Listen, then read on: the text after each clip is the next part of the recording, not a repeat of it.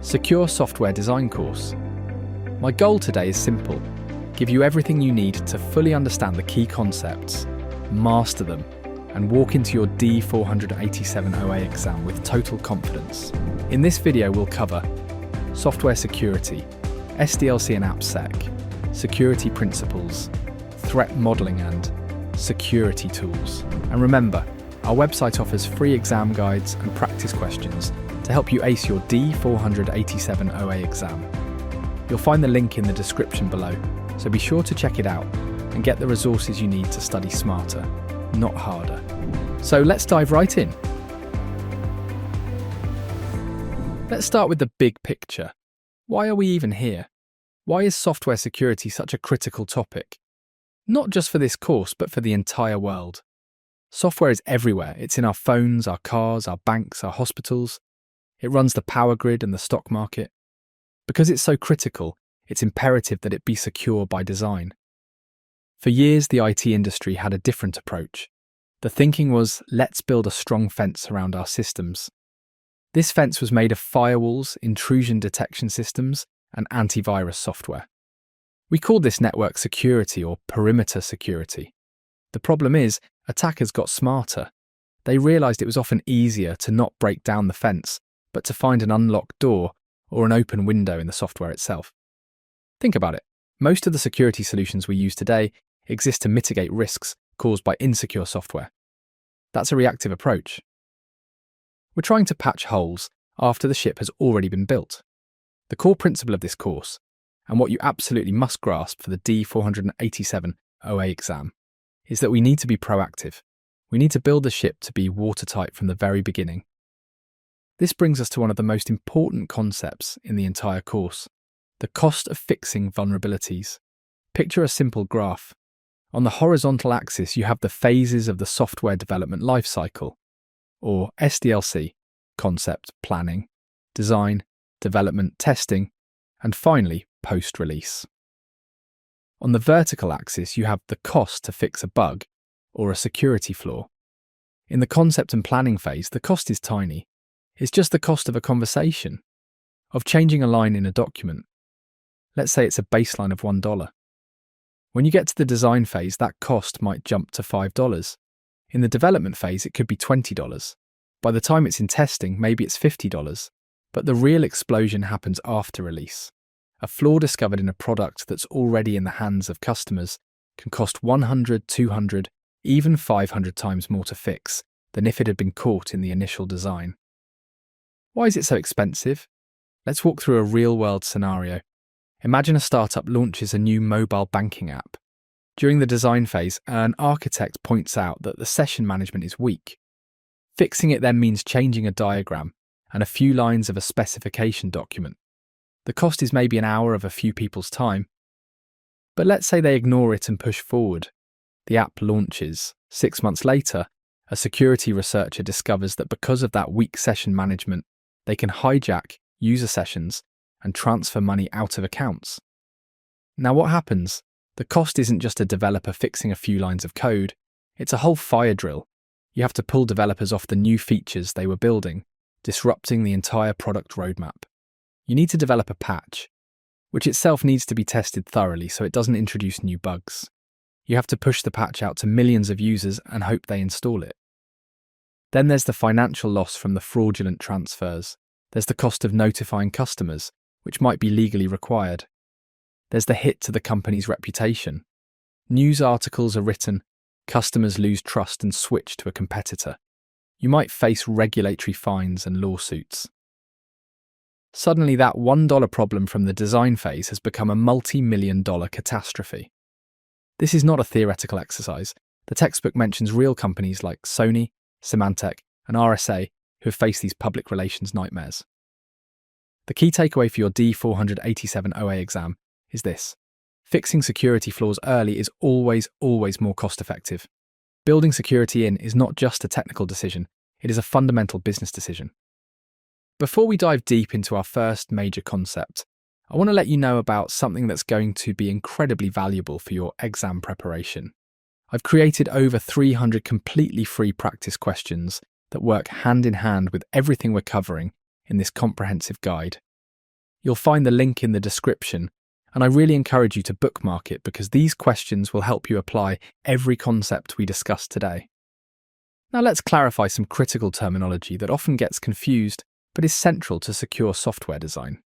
The difference between software security and application security, and how they relate to the software development lifecycle, or SDLC. The SDLC is the overall process for creating software. You've probably seen models like Waterfall or Agile. It covers everything from gathering requirements to designing, coding, testing, and deploying the software. It's the master blueprint for building the product. Software security, on the other hand, is the practice of building security into the software throughout the SDLC. It's not a separate phase, it's a mindset and a set of practices that are woven into every single part of the development lifecycle. This is what we call the Security Development Lifecycle, or SDL. The SDL isn't a replacement for the SDLC, it's an enhancement to it. It adds security-specific activities to each phase of the existing SDLC. For example, in the requirements phase of the SDLC adds the activity of defining security requirements. In the design phase of the SDL adds threat modeling. So where does application security, or AppSec, fit in? Application security is primarily about protecting the software and the systems it runs on after it has been released. Think of things like web application firewalls, or WAFs, runtime application self-protection, or RASP, and vulnerability scanning on live production systems. These are compensating controls. They are the fences we build around the application after it's already live. Let me give you an analogy that I think makes this crystal clear. Imagine you're building a house. The SDLC is the entire construction plan, laying the foundation, framing the walls, putting on the roof, installing the plumbing and electrical systems. The SDL is the process of making that house secure as you build it. It's about choosing solid core doors instead of hollow ones. It's about installing deadbolts on all the exterior doors. It's about using reinforced window frames and installing an alarm system's wiring inside the walls before the drywall goes up. You are building security in from the start. Application security, then, is what you do after the house is built and you've moved in. It's like putting a "Beware of Dog" sign on the lawn, hiring a security guard to patrol the property, or adding extra floodlights. These things help, but they aren't as fundamental as having strong doors and locks built in from the beginning.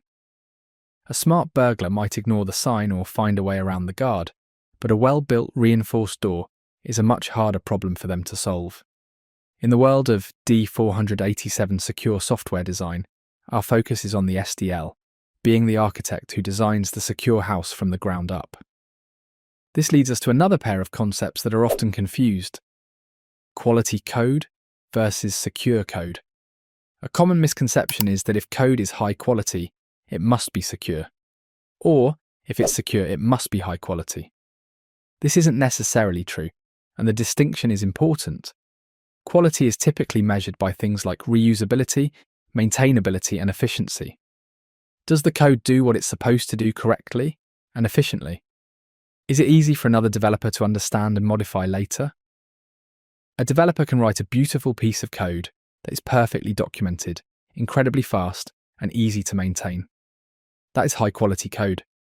However, if that same piece of code has a vulnerability, like it doesn't properly validate user input, allowing for an SQL injection attack, then it is completely insecure no matter how high its quality is. Conversely, a developer could write a piece of code that is incredibly secure.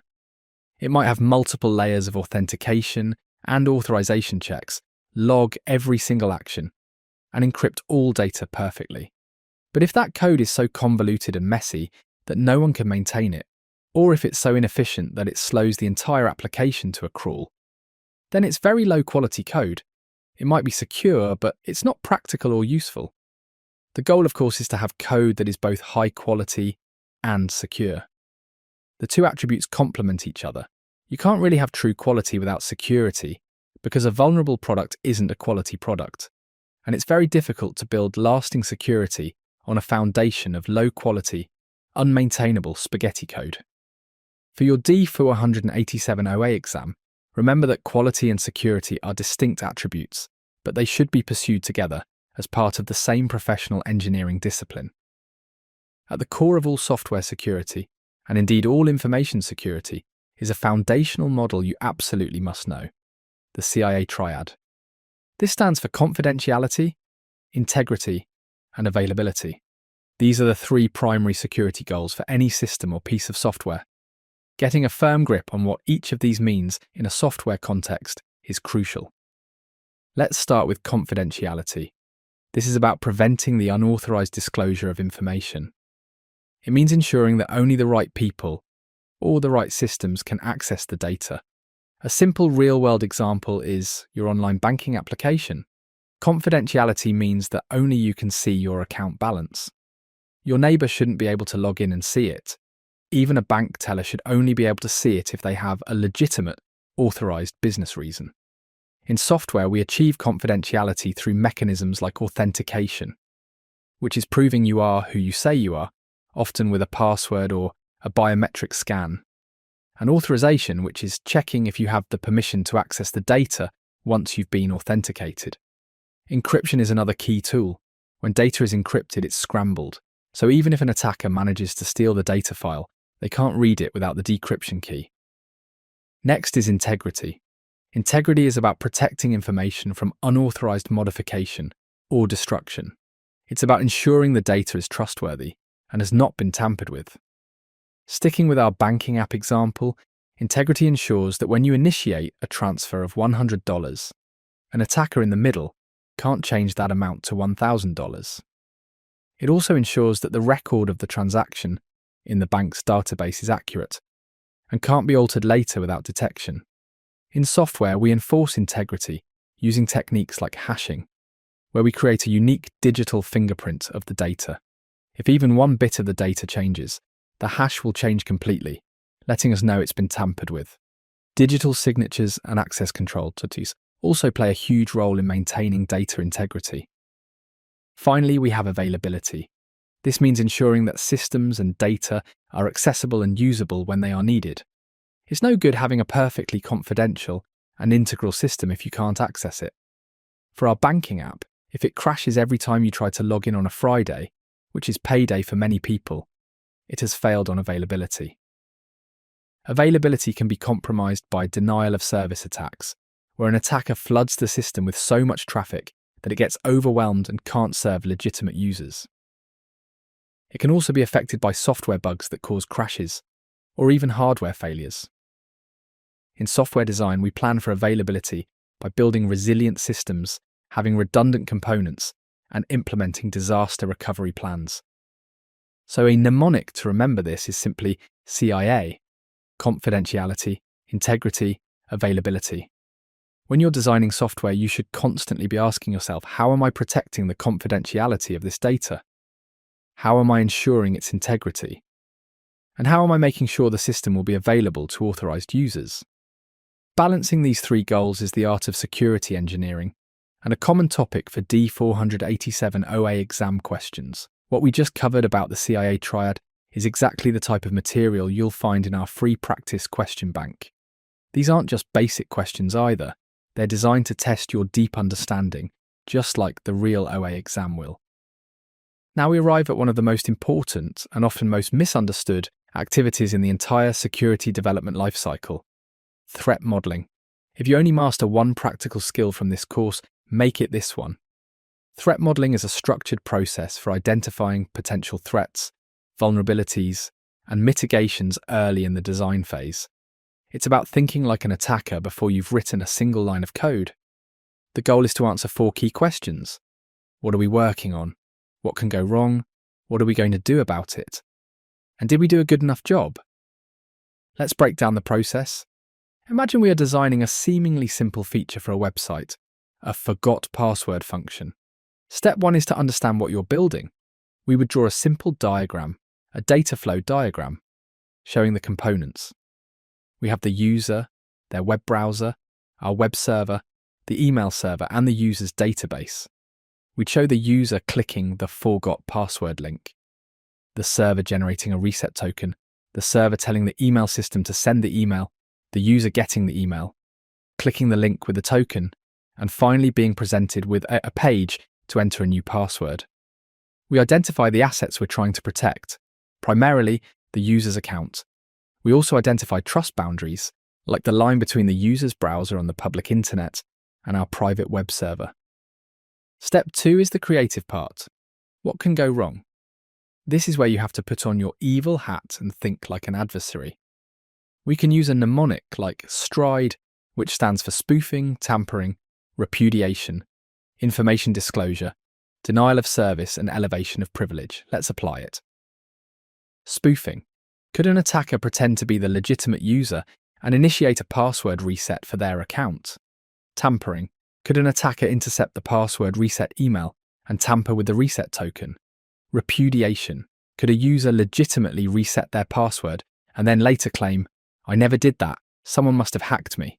We'd need good logs to counter this. Information disclosure. This is a big one. Does the reset page leak any information? For example, if you type in an email address and it says email address not found, an attacker can now use this feature to figure out which email addresses are registered with your service. That's an information disclosure vulnerability. Denial of service. Could an attacker request password resets for thousands of accounts, flooding your email server and legitimate users' inboxes? Elevation of privilege. Could a flaw in the reset token validation allow a regular user or an attacker to reset the password for an administrator account? Step 3 is to determine what you're going to do about these threats. For each threat, we brainstorm mitigations. To prevent the information disclosure, we can change the response to always be generic. Like, if an account with that email exists, a reset link has been sent. To prevent tampering with the reset token, we ensure it's sent over a secure, encrypted HTTPS connection. We also make the token itself long, random, and single use, so it can't be guessed or reused. To prevent denial of service, we can implement rate limiting, allowing only a certain number of reset requests from a single IP address in a given time period. To prevent an attacker from taking over an account if they compromise the user's email, we might consider adding a security question as a second factor. Step 4 is to validate. Did we do a good enough job? We review our mitigations. Are they strong enough? We notice that security questions are often weak. What was your mother's maiden name? Is often public information, so we might decide to upgrade our mitigation from a security question to requiring a code from a two-factor authentication app instead. This is a much stronger control. This whole process happens at the design stage, on a whiteboard or in a document. The cost of changing the design is minimal, but we have just prevented half a dozen potentially serious security flaws from ever being coded. This is the power of threat modeling. A related concept is attack surface validation. The attack surface is the sum of all the different points where an attacker can try to enter data or extract data from an application. It includes user input fields, APIs, network ports, and file uploads. The goal of secure design is to minimize the attack surface. Every feature you add, every port you open, increases the attack surface and potential risk. Threat modeling helps you identify and secure that surface. I know we're covering a lot of detailed information, and you might be wondering how to practice applying all these concepts. That's precisely why I put together those 300+ free practice questions I mentioned earlier. They'll help you work through problems that combine multiple concepts, just like you'll see on the actual D487 OA exam. So far, we've talked about the high-level concepts. Now let's get into the nitty-gritty of the SDL model presented in the course materials. The model breaks the SDL down into a series of phases, labelled A1, A2, and so on. We're going to focus on the very first phase, A1, which is called security assessment. This is the kickoff phase where the foundation for security is laid for the entire project. Think of this as the initial project planning meeting, where security gets a seat at the table from day one. The first activity is looping the software security team in early. This sounds simple, but it's critically important. Too often, development teams build a product and then, right before launch, they bring it to the security team and ask them to bless it. That's too late. The security team needs to be involved from the very beginning. The central event of the A1 phase is the discovery meeting. This is a kick-off meeting that includes all the key stakeholders, project managers, developers, architects, and the security team. The goal is to get everyone on the same page about the security context of the project. During this meeting, you will address 4 fundamental questions. First, how critical is the software to the customer's mission? Is this an internal tool for tracking office supplies, or is it a system that controls a power plant? The criticality will determine how much rigor we apply to the rest of the SDL. Second, what are the security objectives? This is where we bring in our CIA triad. For a particular application, which is most important? For a secure messaging app, confidentiality might be the top priority. For a stock trading platform, integrity and availability are paramount. We need to define these objectives up front. Third, what regulations and policies are applicable? Are we handling credit card data? Then we need to comply with the Payment Card Industry Data Security Standard, or PCI DSS. Are we handling healthcare information in the United States? Then HIPAA, the Health Insurance Portability and Accountability Act, applies. These regulations aren't optional. They dictate specific security requirements we must build into the software. Fourth, what are the possible threats in the environment where the software will operate? Is it going to be deployed on an internal network? Or will it be exposed to the public internet? Who are the likely adversaries? Disgruntled insiders, script kiddies, organised crime, nation-states? The threat environment shapes our defensive strategy. The output of this discovery meeting is an initial SDL project plan way. This plan doesn't have all the answers, but it outlines the security milestones for the project. It might say, we will conduct a full threat model before the end of Sprint 2. Or, all developers must complete secure coding training before they commit any code to the project. This plan integrates security activities directly into the main project schedule. Another critical activity that begins in Phase A1 is the Privacy Impact Assessment, or PIA. Privacy and security are closely related but distinct. Security is about protecting the data from unauthorized access, while privacy is about ensuring the data, particularly personally identifiable information, or PII, is collected, used, and shared appropriately and with the user's consent. A PIA is a process to identify and mitigate privacy risks. It asks questions like, what PII are we collecting? Why do we need it? How long will we store it? Who will have access to it? How will we protect it? And how will we get the user's consent? Let's take an example. A team is building a new e-commerce website. During the A1 discovery meeting, they established that it's a business-critical application. Question 1. The objectives are high integrity and availability, and medium confidentiality. Question 2. PCI DSS will apply because they're taking credit cards. Question 3. And the threat environment is the public internet, with financially motivated attackers. Question 4. Based on this, they create an SDL plan that includes mandatory threat modeling for the checkout process and penetration testing before launch. They also initiate a PIA. The PIA identifies that they plan to collect names, addresses, and phone numbers. It forces them to ask, do we really need the phone number? If it's only for marketing, they need to make it optional and get explicit consent. This simple step, taken right at the beginning, can prevent major privacy violations down the road.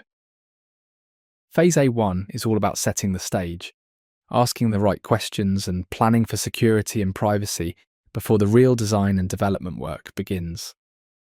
While the SDL model in this course is excellent and practical, it's important to understand that it exists within a broader ecosystem of industry standards and maturity models.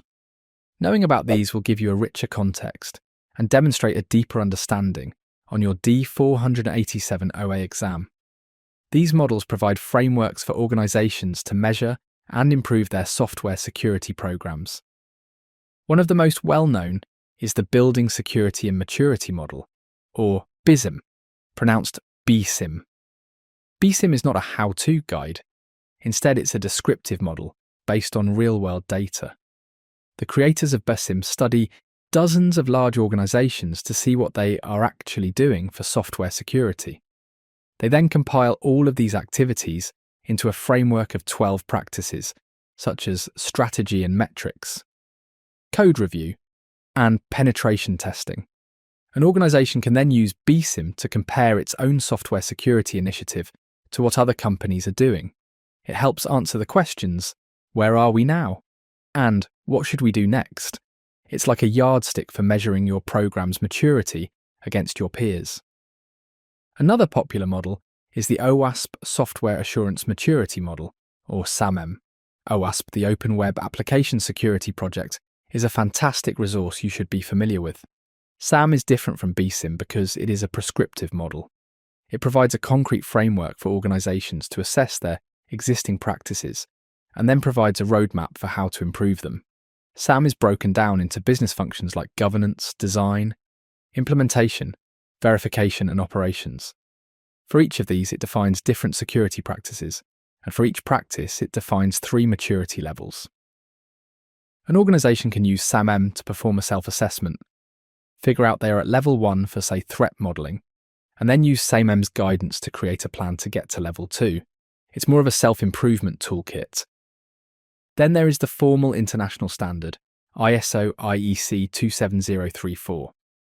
Just as ISO 27001 is the leading international standard for an overall information security management system, ISO 27034 is specifically focused on application security. It provides a framework for integrating security throughout the software lifecycle. Adhering to a standard like this is particularly important for organizations that need to provide a high level of assurance to their customers or partners. It's a way of saying, we follow a globally recognized, standardized process for building secure software. You might also come across SafeCode, which is an industry group of major tech companies that publishes best practices for secure software development. These aren't theoretical ideals. They are practices that have been proven to be effective in the real world at companies like Microsoft and Adobe. Finally, the work of the National Institute of Standards and Technology, or NIST, is hugely influential, particularly within the US government, but also in the private sector. NIST produces a wealth of special publications, including SP 800, 64, Security Considerations in the System Development Lifecycle, and runs the National Vulnerability Database, or NVD. You don't need to be an expert in every single one of these models for the D487 OA exam. The key is to understand why they exist. They all share the same fundamental goal: to make software more secure by moving away from a reactive patch it later approach to a proactive build it in philosophy. They provide organizations with the tools, whether it's a yardstick like BSMM, a roadmap like SAMM, or a formal standard like ISO 27034, to make that philosophy a reality. If some of these more advanced concepts feel challenging right now, don't worry at all. That's completely normal, and it's exactly why I created that comprehensive practice question bank. Working through those problems will help solidify your understanding and build your confidence. To successfully implement a security development lifecycle, you need more than just processes and models. You need the right tools and, most importantly, the right people. Let's talk about the critical tools and talent that make or break a software security program. On the tool side, there are 3 primary categories of security analysis tools you'll encounter: static analysis, dynamic analysis, and fuzzing. Static application security testing, or SAST, is often called white box testing. These tools analyze an application's source code, or sometimes the compiled binary code, without actually running the program. They scan the code for patterns that indicate potential security vulnerabilities. For example, a SAST tool can scan C++ code to find all instances of the notoriously unsafe structp function, which can lead to buffer overflows. It can find potential SQL injection flaws by tracking user input to see if it reaches a database query without being properly sanitized.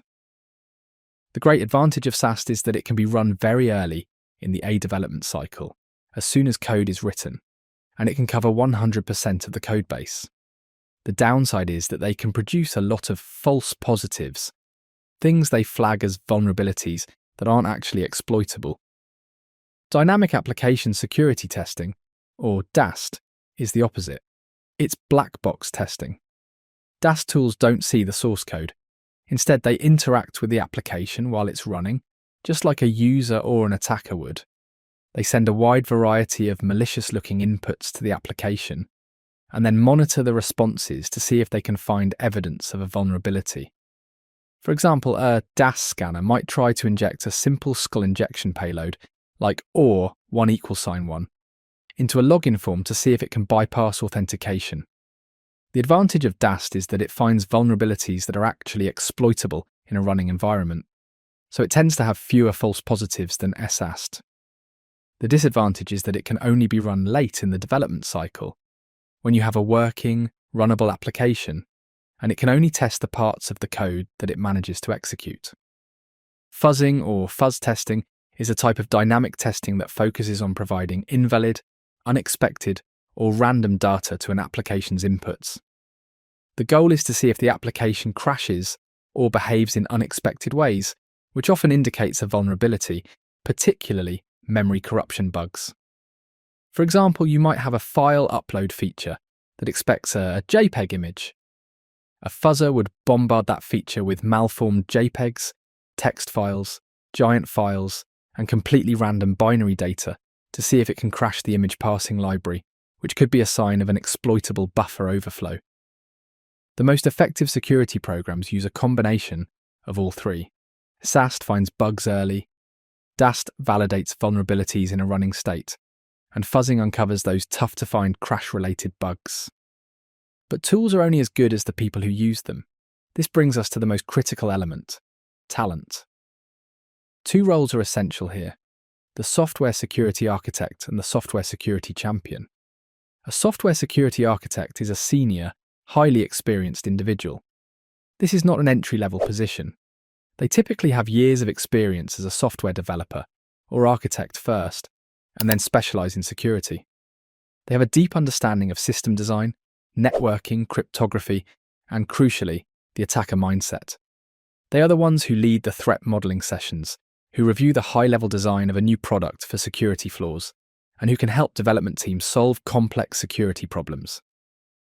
They are a scarce and valuable resource. Because architects are so scarce, we can't expect them to be involved in every line of code.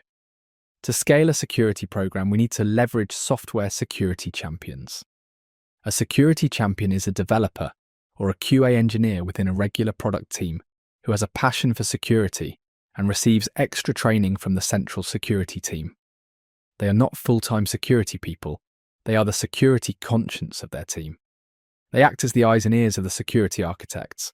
They can help their teammates with basic security questions. They can perform initial security reviews, and they can be the first line of defense in identifying potential issues. They champion the cause of security within their own team and help to spread a security-aware culture. A successful program uses a small team of expert architects to train and empower a much larger network of security champions, effectively embedding security expertise throughout the entire development organization.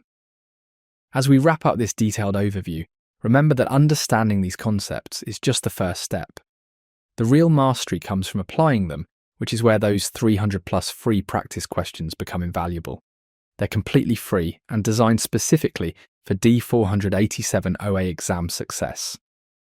We have covered a tremendous amount of ground today, laying a solid foundation for you to excel in secure software design and ace your D487 OA exam. Let's quickly recap the key pillars we've built. First, we established the fundamental why of software security. We saw that being reactive and patching security flaws after a product is released is incredibly expensive and damaging. The core principle is to be proactive, to build security in from the very beginning. This is not just a technical best practice, it is a critical business decision. Second, we dissected the key terminology.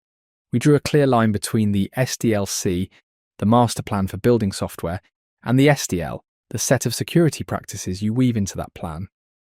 We also differentiated software security, which is about building the software correctly, from application security, which is about defending it after it's built. Third, we explored the essential goals and principles. We broke down the CIA triad: confidentiality, integrity, and availability. and saw how these three goals are the bedrock of any security effort. We also understood the nuanced difference between high-quality code and secure code, recognizing that the ideal is to achieve both. Fourth, we walked through the practical, hands-on process of threat modeling. We learned how to think like an attacker, to identify what can go wrong in a system's design, and to implement mitigations before a single line of insecure code is ever written. This is perhaps the single most valuable skill for a secure software designer. Finally, we put it all together by looking at the security assessment phase, phase A1 of the SDL. We saw how a discovery meeting, asking the right questions about criticality, objectives, regulations and threats, sets the stage for the entire project. We also touched on the importance of a privacy impact assessment, ensuring that we respect and protect user privacy from the outset. So what is your strategy from here? First, go back through these concepts. Use the analogies we discussed. Can you explain the difference between SDL and AppSec using the house building analogy? Can you apply the CIA triad to an application you use every day? Can you try to sketch out a simple threat model for a login page? Making these concepts your own is the key to deep understanding. Second, recognize that all these ideas are interconnected. You can't do a good threat model without understanding the CIA objectives for the application. You can't plan your security assessment without understanding the massive cost of fixing flaws later in the lifecycle. Seeing these connections is what separates simple memorization from true mastery, and it's what examiners look for on the D487 OA exam. You have the knowledge, you have the framework. You now understand not just what to do, but why you are doing it. Walk into that exam with the confidence that you are not just a student who has studied for a test, but a future professional who understands the principles of building secure, trustworthy software. Don't forget to grab those free practice questions from the link in the description. With the depth of knowledge you've gained today, plus the practice from those questions, you'll be incredibly well prepared for your OA exam. Thank you for joining me. Now go and master it.